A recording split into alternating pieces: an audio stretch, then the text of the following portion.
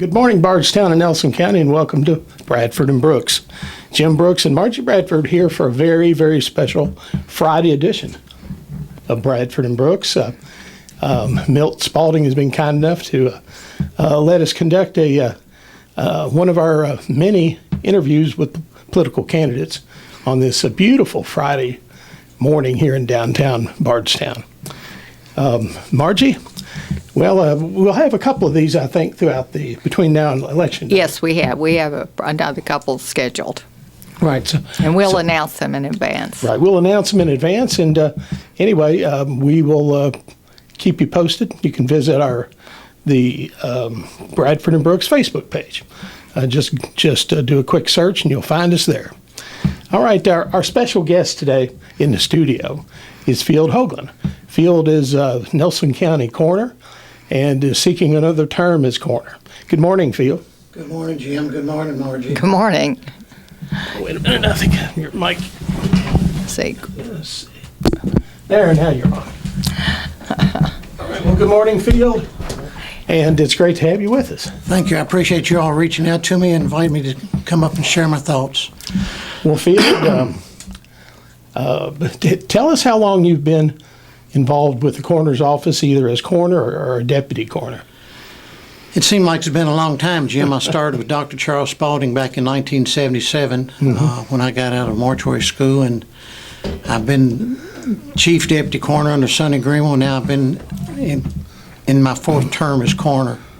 So I've been doing this for several years. I took my certification back in the early 80s when everybody had to be certified to be a coroner, and I'm the number 52 coroner to be certified in the state of Kentucky. And I think now they're up 1,600. Wow. Yeah. Been doing it a long time. Well, we hear about the coroner's office, but I'm not sure a lot of us really understand when a coroner is needed or exactly what the coroner's job is, other than it's an elective office. The coroner's job is to determine the manner and cause of death when somebody dies from an accident, gunshot wound, overdose. They haven't been under a doctor's care for 24 hours. Then we go to the scene and try to help determine the cause of manner of death. Okay, so if someone dies in a nursing home or hospital, or let's say, for example, under hospice care. Don't have to go. Okay. Don't have to go. Okay. All right. And what, once you're on the scene, what is it that your job is, you and your deputies are tasked to do? We're tasked to try to find out exactly what happened. We have access to the medical examiner's program, which is in Louisville, Kentucky, up on LaGrange Road, where you can take a body. If you're not sure about how somebody passed away, there are issues. If a suicide or a gunshot wound or murder, then we automatically take that person up to the medical examiner's office because you get involved with court systems and legal systems. Right.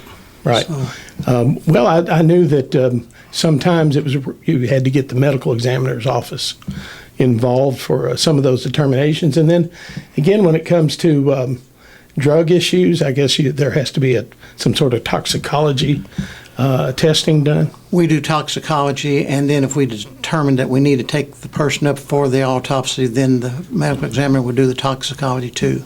Okay. The downside about doing the autopsy, we can get your loved one back, in a day or so. But the actual report takes usually 6 to 8 weeks at a minimum. And with the staffing shortage that they have, it can be longer than that sometimes.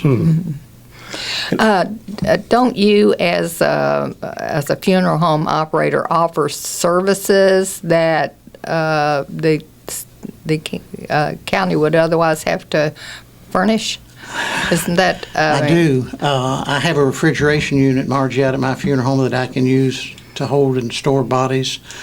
I also have vans that I have, and then I have the facilities.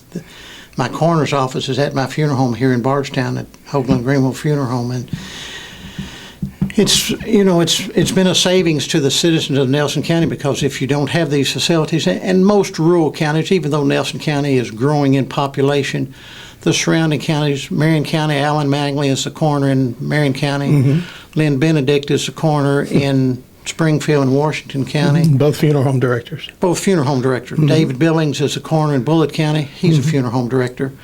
In the larger cities, in the larger counties, they have, I guess they feel like they need to do it. Years ago, the coroner's office was in some of the funeral homes in Jefferson County, but because of the population and the increased cases that they had, they moved it out. The Courier-Journal had a recent article, I don't know if you read that or not, about the lack of adequate pay for coroners. I'm glad you asked that, Marty. I have 2 deputies. Ronnie Rust is coming on board to be a deputy coroner from the south end of the county. And Kerry Munnin, who's the most willing soul I've ever been around in my life. He's quite a volunteer. He is. They make $5,782 a year, and that's not even minimum wage because you're on call 24 hours a day, 365 days a year. And $5,782. I've asked people to be a deputy coroner. Nobody wants to do it because they laugh when you tell them what the pay is. I think it comes out to a little over $400 a month that they clear, which is nothing. Well, right. So you'd have to be a 2-job person to do that. At least. At least. Because At you least. couldn't, yeah. At least. Well, and then of course, it seems like the coroner gets called out on either the worst rainy or snowy night of the year, when there's some sort of tragedy happens on the road. Well, and then too, Jim, you're not catching people at a very good time. They've lost someone that they've loved, and you're not catching people at their best moment. It's a bad situation that you try to make pleasant for them the best that you can. And we have some chaplains on staff through the sheriff's office that go out and do some notifications if the accident happens out on the highway or on the roadway somewhere. They can go notify the family. So we have a pretty good program in place. We just hopefully we'll be able to keep it going for another 4 more years. But what do you see as the biggest challenges facing the coroner's office and you or whoever is elected? Getting somebody to do it for the pay that you're getting. I tried to talk to Ronnie Russ several times, and at first he really didn't want to do it because you're tied up. And then, of course, he's in the south end of the county, so he felt like he could kind of help me out in that neighborhood because Sonny Greenwell, my partner, used to be in the funeral home and was one of the coroners in Nelson County, kind of helped me in the south end. Sure. But, just getting somebody willing to do it and be on call 24 hours a day, 365 days a year is your biggest obstacle. All right. Now, I think you can correct me if I'm wrong, but I think the General Assembly, and I can't remember if it was a year or 2 years, 3 years ago, they gave the coroner's office the right to have emergency lights and sirens on vehicles that they felt they needed to be equipped so. I have lights. I have lights in my vehicles. Well, that helps identify you as a vehicle of importance if you're on the scene. Right. Well, and then, you work hand in hand with Bardstown Police Department and with the Nelson County Sheriff's Office, and you get to know who everybody is, and they know who you are, so it's not like you're going in and nobody knows who you are. That's true. Very true. Well, what training does a coroner have to have? First of all, you have to be elected for a 4-year term, and each county in Kentucky has 1 coroner. I heard my opponent say that Hardin County had 3 coroners, so I talked to Dr. Lee. I said, Dr. Lee, I want you to clarify something for me. He said, what's that, Phil? I said, I understand you have 3 coroners. He said, no, Phil, there's 1 coroner, and that's me. But then he has 4 deputies, and your deputies are all based on the population for your county. Hardin County is large enough that they can support 4 deputies. In Nelson County, I just have myself as the coroner, and Kerry Munnin and Ronnie Rust. I have 2 deputies. But to be the coroner, even after you're elected, every year I have to go back and have in-service training. I just did it back a couple of months ago down at U of L Shelby campus. But then when you are elected the coroner, and I've done this years ago, I had to have a week of basic training at Eastern Kentucky University through the Justice Cabinet. And then you just, like I said, every year you just go back for a recertification. Right. How has being coroner changed through the years from when you were first starting out as a deputy coroner under Dr. Spaulding? think the drug issue is the worst thing that we've had to combat and deal with. It used to be you would have alcohol in cars, and very seldom do you have that anymore. It seems like it's all turned to something else. Now, several years ago, I had to say several because I don't remember the exact date. It seems like it's been there forever, but you built a beautiful new facility out on 245. It was 10 years ago in July. 10 years 10 ago? years ago in July. Wow. And that's where I have my coroner's office. And that's where we do our paperwork and our forms. And like I said, my refrigeration unit is out there. And I use it not only for the coroner's office, but for the funeral home too. Sure. So it's something that the county doesn't have to pay for. Right. Right. And that is probably one reason why so many smaller counties utilize, why funeral home directors are the county coroner too. I don't have the numbers, but the majority of the counties in Kentucky are in funeral homes or funeral home related. Right. Right. Right. Well, that kind of goes hand in hand, and especially if you think about now smaller counties, especially having to afford creating a coroner's office that's fully equipped with the lower amount of remuneration. Right. Would. Well, and I have the facilities, and the people of Bardstown and Nelson County have been very gracious to me, and I appreciate the support that they've given me over the years. I just celebrated 75 years of being in the funeral business at my funeral home in Bloomfield, and you get to know a lot of people, and people have been very grateful and appreciate what we've tried. Would you start out at 5 years old? Well, Margie, I had this article in the paper. I talked to Dennis George back in the day, the funeral homes, and it's changed. Thank goodness the EMS is now up and running for Nelson County and all these counties. But years ago, the funeral homes used to run the ambulance. Ambulance too, right. And when you would have a funeral, you would transport the flyers from the funeral home to the cemetery in the ambulance. And I was short enough and small enough that when they'd bring these flyers out to the ambulance, I could load them and didn't have to bend over. I could stand up. So I was probably, 5, 6, 7 years old. But there's been a lot of changes too. Been a lot of changes. All right. How many hours of additional training do you need every year? You have to do 16 hours. Okay. You have to. It's a 2-day course. What about your deputies? Do they also They go do to the same thing. Same training? Same thing. Now, are they reimbursed for that training? We get reimbursed for the training. Yeah. I think I got some mileage. I drove back and forth, and then they paid for my meals through the county, which they're obliged to do. Okay. What are there any changes you would? I mean, of course, you've been coroner for quite a while. Are there changes you would like to make, or anything you think the county needs that we don't have now as far as services from the coroner? The county is very gracious, in furnishing body bags, and then they pay me for transporting bodies from here to Louisville to the ME's office. The only thing I would say, the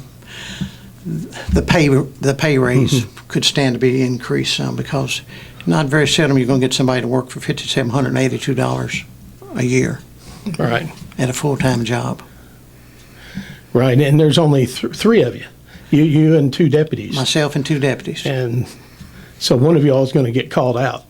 Or there's that possibility. Right, all the time. Yeah. All the time.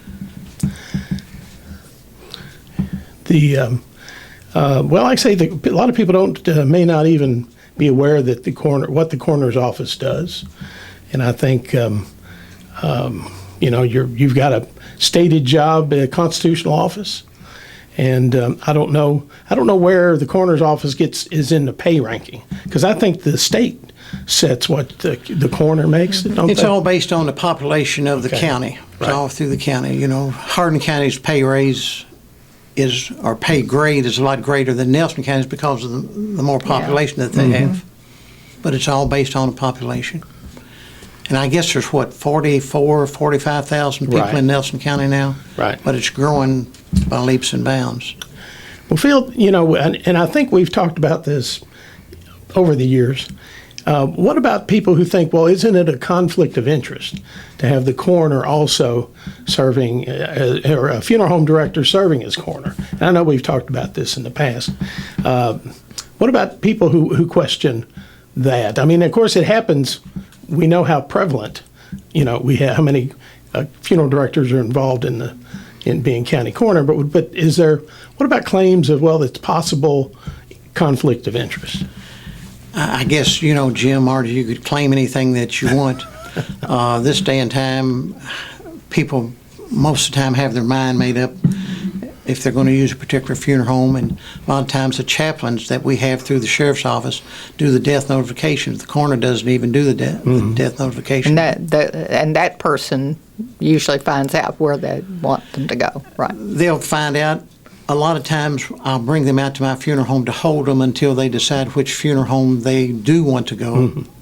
And it's not a problem because, like I said, I have the facilities out there, and I just make it available. Yeah, and it's really not there's no pressure to make a choice to include Houghlin Greenville. It's up to the surviving family.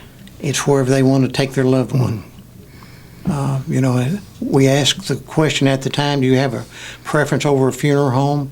And if they say no, then we just say in a tactful way, well, would it be all right for us to take your loved one out to the coroner's office, which is in my funeral home, until you all decide? And then most everybody says yes. Okay. If for many years in Bardstown, maybe it's kind of changed, but the families all the family members always seem to use the same funeral home, because in my family, I think most of my relatives went to the old man in Greenville. Yeah. Yeah. And see, that's what we went together with Man and Greenville, built this one out here. Yeah. Right. So, but I know that's changed. But you've got a beautiful facility out there. Well, Really I appreciate the compliment, and it is a nice facility. It serves the citizens of Bardstown and Nelson County very well, and I'm so grateful for the opportunity to help people at a most difficult time in their life.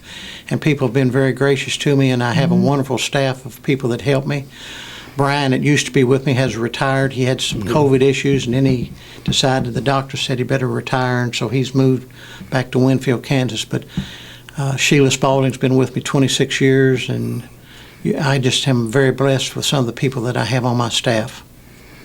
Oh, yeah, and you all do a great job, and I appreciate, because I know I interact with Sheila a lot on the obituaries. Right. And I appreciate, when she says, Jim, you messed this, I made a mistake, because I make mistakes too. And I will tell you, obituaries to me are almost sacred, because the newspaper messed up both of my parents' obituaries. Right. And that's always been a burr under my saddle.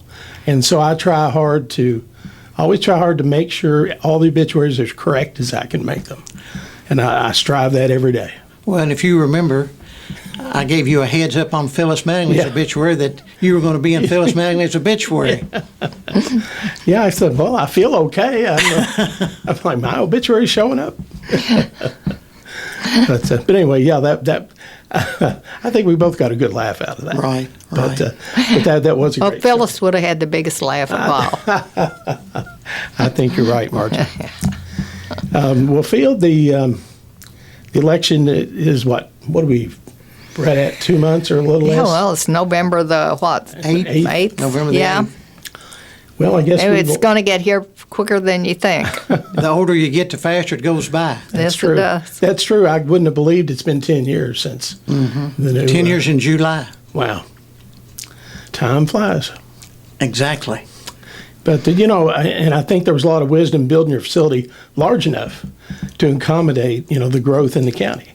Because some very large families, I think that was a good move. I always liked the funeral home in town.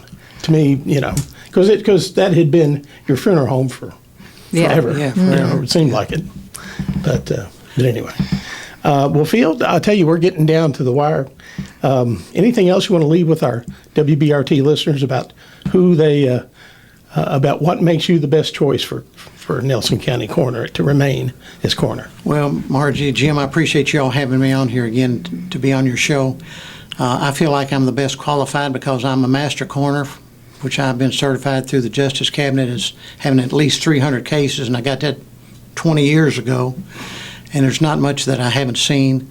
I appreciate the confidence that the people of Nelson County and have supported me in electing me. I've been very faithful to try to fulfill my duties, and I would appreciate your vote and support on November the 8th. All right. All right. Well, thank you, Field, for coming in today. Thank you all for having me. All right. Well, you're listening to Bradford and Brooks, and just wrapped up our interview with Nelson County Coroner Field Houghlin, who's seeking another term in the November general election. We're going to take a commercial break, and we'll be back with more Bradford and Brooks in just a few minutes. Stay tuned. All right. You're back with Bradford and Brooks. Jim Brooks and Margie Bradford with you this morning. We'll be with you till the top of the hour. And then stay tuned to WBRT for the best in local news and obituaries. We just wrapped up our interview with Field Houghlin, who's a candidate for Nelson County Coroner, and he has been involved with the coroner's office for many, many years and is seeking another 4-year term. He'll face off against Daniil Kladik, the Republican candidate, in the November election. So that's something to one of the races we all will be pitching in to decide. Mm-hmm. So your vote will count. It certainly will. And I think if you almost every election, Margie, there's a race that's decided by a handful of votes. Yes. And especially when you get into city races like council. Yes. A council seat can be decided by half a dozen votes. Right. So though your vote does count. Don't think it doesn't. All right, Margie. Well, we decided that we'll spend the balance of this of the show talking about the student loan forgiveness plan that President Biden, I guess, just signed into just law. Signed into law, mm-hmm. And what that means and who's eligible. All the particulars about that, and then we'll get into what we each think about that. But anyway, let's hear some facts first. All right. Well, under the Biden plan, borrowers who earn less than $125,000 a year are eligible for the debt forgiveness. And if they also had a Pell Grant, mm-hmm. would be an additional $10,000.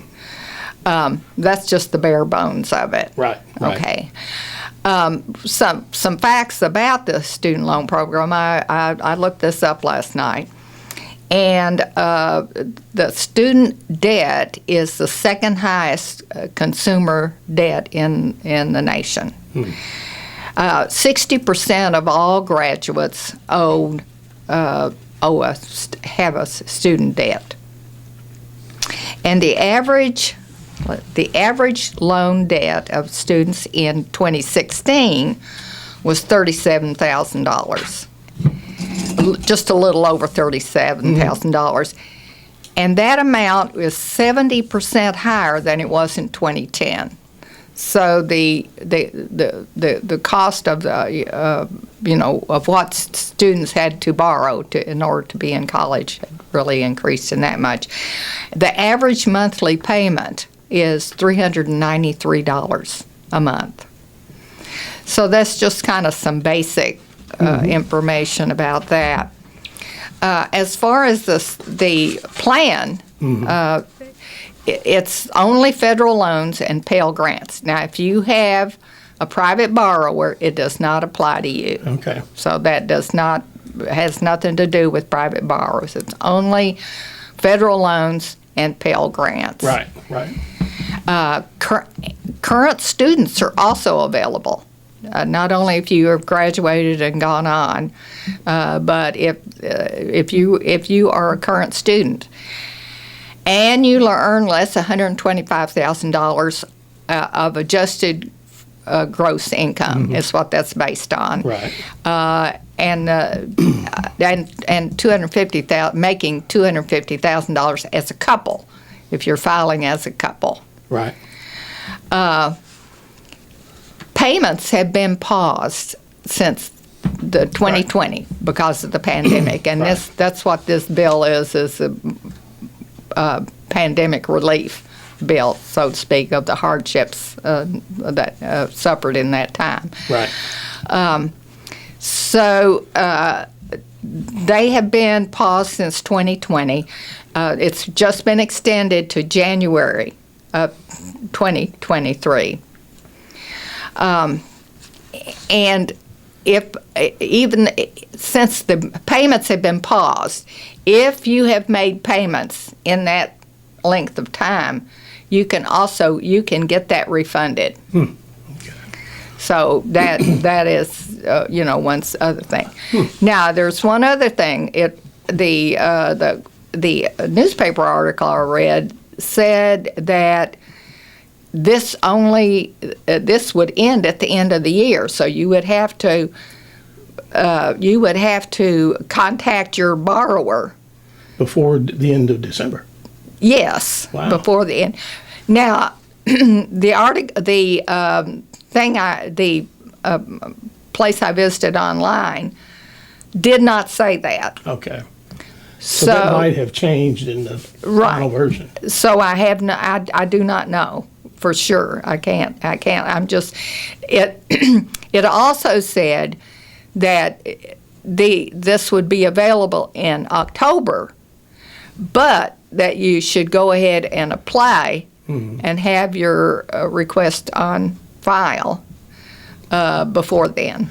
Right. Well, that's a mighty short window. If the December date is right, it's an incredibly short window for the federal government to get something, to get it the window open. Right. And And the news article may have been wrong in that. right. Or I had my eyes crossed and read it wrong or something, But I looked for it and didn't see it in the online version. Right. Okay. It also goes on to talk about how much students have to borrow. I've already talked about how much the average student loan debt in 2016 was, $37,000. They say that for a master's degree, the average is $51,000. For a medical degree, $184,000. It also says that there are, so in other words, this loan forgiveness is not going to wipe out hardly anybody's debt. It's just going to reduce it. Right. But there had been calls since the president was elected to wipe out. Yes. The more the progressive end of the party. This is not. This is not wiping out the debt, but it is ameliorating it. Right. So and I know that he actually resisted those calls to wipe it out. But this makes some headway on that. Right. It also says that there are 2 million owe more than $100,000 of student loans, and 500,000 own more than 200,000. So there are and one of the key things that they say is that this would really free up that much disposable income that a borrower has to do. It also says that you would not have to pay any income tax, federal income tax, on this write-off. Right. But it depends on the state. Right. As far as what happens in the state. Now, I think I saw something on the news last night that said in Kentucky you would not be taxed on the proceeds of that loan forgiveness as well. Yeah. And I think that's. But those reasonable. are just some of the general facts that of this pandemic relief program. Well, do you think this? I don't know. It kind of sounds like a vote for Democrats in the midterm. I mean, I will tell you. I guess it kind of rubs me the wrong way, and I guess maybe I'm jealous. I paid back my student loan. My wife paid back her student loan. They were our friends. They were our monthly visitors for 2 decades, just about. Paying those things off, and millions have paid off their student loans. I think there's many reasons why students get wrapped up in debt. It's easy to do, for one thing. Not all colleges are reasonable priced either. And if you want to go to the top schools, you pay the top prices. However, you can get a good education at a state school and do it cheaper. My son only had to borrow $2,000 for his 5 years in college because he worked, and we made sure he paid cash along the way. But he didn't go to Harvard or Yale, or one of the Ivy League schools was where we couldn't have done that at all. But I don't know. It just kind of, I don't know. I mean, for all those of us who have paid our student loans, even though we hated it, we did take out the money, and there's that obligation. What's that mean to, just you're having some of it forgiven? I don't know. It just kind of, just something about it bothers me. I don't know why. Well, just think of it in the light of all of those PPP loans that were forgiven in hundreds of thousands of dollars. Right. Well, I'm not real happy about those either. Well, Because I think some of the people who are yelling the loudest about it also had those loans forgiven. Right. Well, I'll tell you, and I hate to use her as an example, but my daughter, we wanted her to stay. She went to Eastern, got her bachelor's degree, and went to Michigan to a very expensive art school where she got 2 master's degrees and borrowed all that money. And she's got... Has she paid it all back? Well, heck no. Well, then she can get it. I know, but why should she? She went into debt. She agreed to it. I mean, I think she's going to pay it off. And the $20,000 would probably be well, no, she didn't get a Pell Grant, so it's just going to be 10. Yeah. That's kind of just a drop in the bucket. Well, sure. And I will tell you, I gave her fatherly advice to think twice about going into such debt. Yep. But I will tell you, though, what's interesting is that she is making good money now. And I feel confident that whenever the repayment starts, she'll be fine. She will be fine, though that payment level sucks because that's like a car payment. That's a good car payment, $400 a month. Yeah, well, the average is $393. Yeah, so but it wasn't that much when my wife and I were repaying ours. But and I'll tell you, I was surprised that the average student loan was the debt was only $37,000. That seems low to me. Well, that's average. I mean, that includes people who borrowed $10,000 or $5,000 or whatever. Right. Because just going to U of L, I think my son. And that was in 2016. Okay, so that's a few years old. Yes, we've seen a lot of right. Yeah, that came from ABC News. So, and that was a Chamber of Commerce report. So that was, I guess, the latest figures they had on that. Well, Margie, let me ask you this. See what you think. Now, I know that my daughter will be happy to have part of that forgiven, and I really don't have a problem with that. But what about the schools? What part do they play, you think, in helping create a condition where education is so darn expensive? And while colleges are considered nonprofit, they make a lot of money. Of course, you could say, well, there's a lot of expense. And then I think some of the part of it too, I think, goes to some of the counselors for guiding students into majors or allowing them to take majors that have no job future. There's a lot of those out there too. And I mean, you're free to major whatever you want. Right. But, as my son found out, a degree in theoretical physics, the jobs in Kentucky are purely theoretical. Though that may change. But anyway, of course, he's not in debt, so that's good. That's really good. But I don't know. I think there's some shared responsibility there. Kids, I will tell you, if I was 19 and going to college, I wouldn't think twice about jumping into student loan debt, because you got to do it. Right. And I guess being an older person, I'm adverse to any kind of debt. I mean, I don't even like to take revolving debt from the appliance store, Right. which is really to our benefit to do it.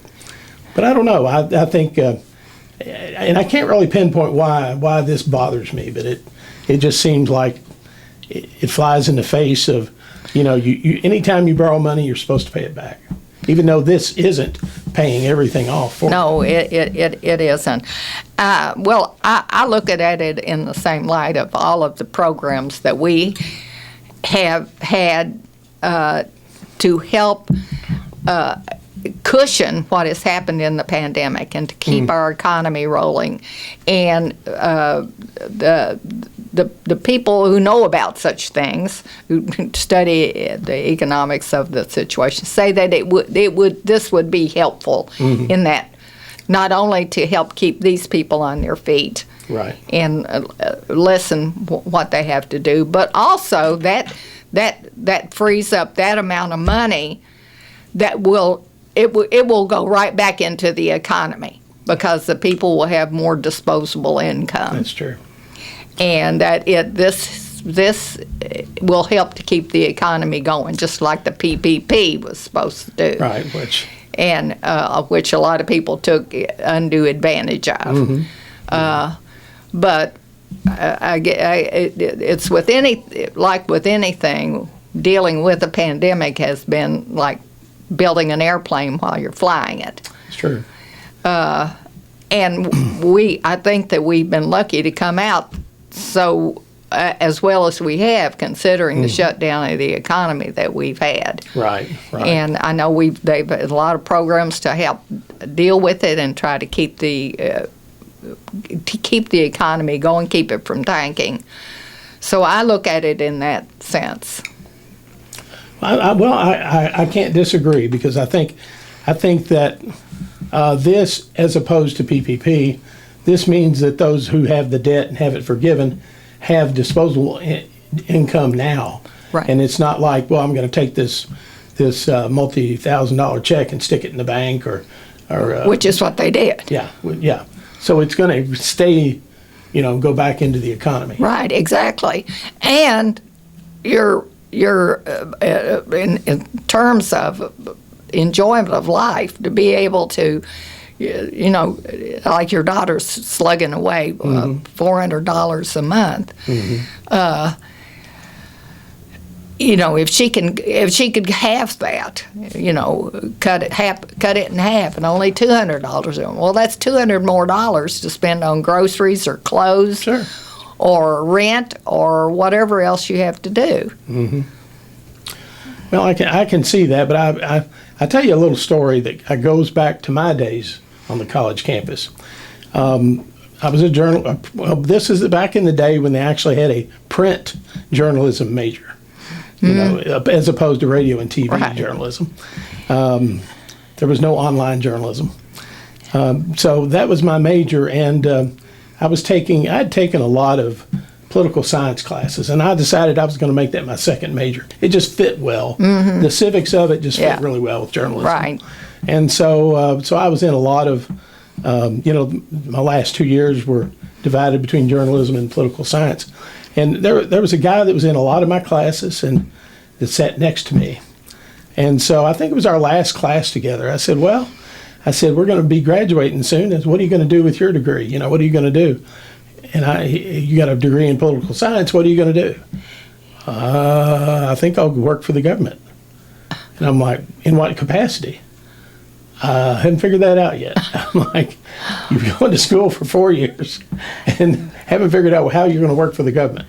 And I'm like, I think there was some sort of disconnect there. Maybe he knew and didn't want to talk about it, but maybe he may have been a G-man, Hey, who knows? He probably headed straight to Quantico. But some of the majors they have at schools, you wonder. Now, I will tell you, I'm in favor of lifelong learning, and if I lived in Bowling Green, I'd still be a student at Western on their campus, because it's fun. It's fun. And learning is fascinating. Yes. And there's just so much to learn. But if I was there to get it done, So, and I wouldn't gonna hang around longer than I had to. But anyway, that I think some of the majors we have they're great and they're fun, but they don't have a real application. Of making a living wage, maybe. Right. So you end up a better educated person. You're just a better educated person without a job. You do. You really do. It's just that when I was working on my journalism degree, I didn't want to waste it's not a waste of time, but I didn't have the time to spare to go back for other classes. Because it seemed like every time I ventured into one elective, like religious studies, I found more there. Like, I'd like to take this class and this class. Well, it opens up your horizons. And it makes for a better life for there on, as far as being able to realize yourself. Right. But sometimes that doesn't translate. Now, I know that the schools are becoming increasingly focused on careers other than a college career. Right. So, and I know that particularly at the Bardstown school systems are beginning that and are doing it and expanding it. Right. So, and we might do a program on that one day. Yeah, sure. But anyway, I don't know. Giving away money just kind of bothers me, I guess, since I'm not getting any. Though my daughter will qualify, so and that's good. She's got a message. Well, as I said, it's not wiping out people's debts. That's right. It's just cutting it down. It's cutting them some slack, so to speak. Right. And it will help the economy. So that's true. That is true. I will tell you something. College professors can have lasting impact on all of us. And I took my first 2 years at ECC, back when it was ECC, and I had a political science teacher there, and she was one of the most demanding teachers I ever had. And she got offered extra points every week if we watched A Comment on Kentucky and Washington Week in Review. And so two good programs. Two very good programs. And I still try to catch Comment on Kentucky. You get the plain unvarnished. You too. You do, and you kind of get the story behind the story. Yeah. And that's one of the best things, by the way, about working in a newsroom, is that you get the backstory on a lot of things too. But both of those are excellent shows and still worthy of being watched today. I do miss Al Smith though, because he was a gem of a man. He really was. KET's my go-to station. So anyway, and I think it still airs. It airs a couple of times on the different KETs, but I think it's still Friday night. I think so. So anyway, and if you go through KET's website, you can see some of the Fancy Farm coverage too, because I think they've got all the stumps speaking there. Just quickly, Margie, I can't remember if it was Joe Girth or, what's his name at the Rural Institute, a columnist. We're both Al Cross. Al Cross said that Fancy Farm is less fun because the Democrats have grown so much. Had some column about that. Fancy Farm isn't as much fun because there were a lot of Democrats did not go. So right. And that's always been the spirit of it, is the back and forth between two parties, and if the other party is like, I think I'm not going to go this year. It was like you're batting across the tennis net, and nobody on the other side to hit it back. Yeah, yeah. But it's but anyway, I didn't get to go this year, but we'll see about future years. That's quite an event down there. It is quite an event. So anyway, well, Margie, everybody ought to go at least once. Absolutely. It's like the Derby. You ought to go at least once. Absolutely. and even Democrats. Actually, it was usually Actually, Democrats mostly started it. well. In fact, I think one of the years I went, it was mostly Democrats that spoke. Mm-hmm. They had a big Democratic primary, lots of races. Well, Margie, that's going to do it for Bradford and Brooks. Thank you for coming in today on a special Friday show. And Next Wednesday, we're having Kenny Downs as our guest. All right. Well, that'll do it for Bradford and Brooks. Stay tuned for the news at the top of the hour, and we'll see you next Wednesday with another candidate interview here on Bradford and Brooks. Thanks for listening. Hometown